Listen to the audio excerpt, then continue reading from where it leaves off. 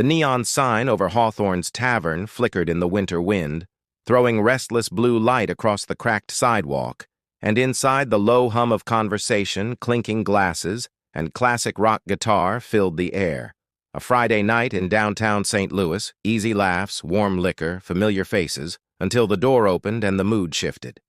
Malik Turner stepped in from the cold, and the room seemed to take a breath and hold it not in the way you notice a draft or a broken heater, but in the way you notice every pair of eyes finding a single target.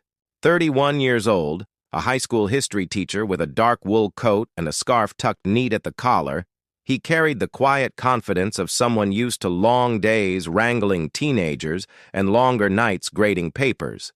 He'd come for one reason: to meet two colleagues for a drink after their school's basketball win. They were late. The bar clock read 8:17. He slid onto an empty stool at the counter and waited for the bartender to turn around. The man behind the bar, a barrel-chested 40-something with a salt and pepper beard, kept polishing a glass as if Malik wasn't there. "Evening?" Malik offered, voice steady. No answer, just the soft scrape of cloth against glass. Finally, the bartender looked up. "You lost?" he asked, more warning than question. Malik blinked. "No, just waiting on some friends. I'll start with a ginger ale." The man's jaw tightened. "We're full tonight." Malik glanced around. Half the stools were empty, the high tables near the jukebox bare except for ringed coasters.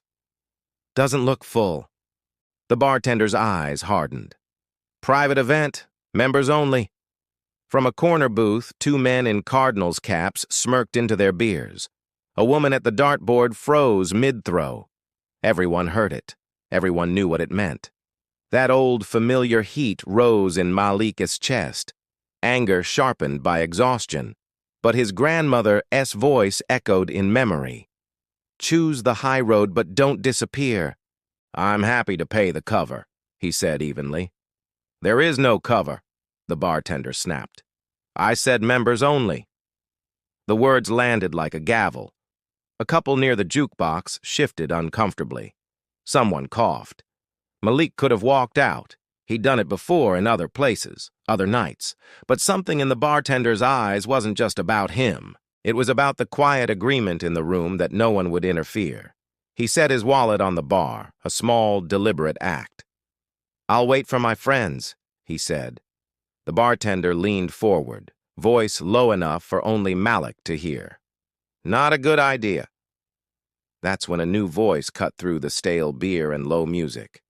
"Grandpa?" Heads turned toward the staircase leading to the upstairs apartment. A young woman stood there, maybe 22, wearing a paint-splattered sweatshirt and jeans, her dark hair streaked with violet and pulled into a messy bun. "Grandpa," she repeated, louder. "What are you doing?" The bartender straightened, surprise flickering across his face. "Go back upstairs, Lily. This isn't—" "It is my business," she said, stepping closer. "This is our bar." A ripple of whispers ran through the patrons. Malik stayed still, watching. Lily planted herself between Malik and her grandfather. "You're not really pulling the members-only thing, are you? We haven't had a private night since Christmas." "Lily," he warned, but she didn't budge. She turned to Malik, eyes clear and steady. "I'm sorry," she said loud enough for the whole room. "You're welcome here. Anyone who comes in peaceful is welcome here. That was the promise Grandma made when she opened this place." The bartender's face reddened. "Times have changed." "No," Lily shot back. "You changed. Grandma's promise didn't." Silence fell heavy. The Cardinals' capmen looked away. The woman with the darts lowered her hand. Malik felt every gaze swing toward him, some curious, some ashamed.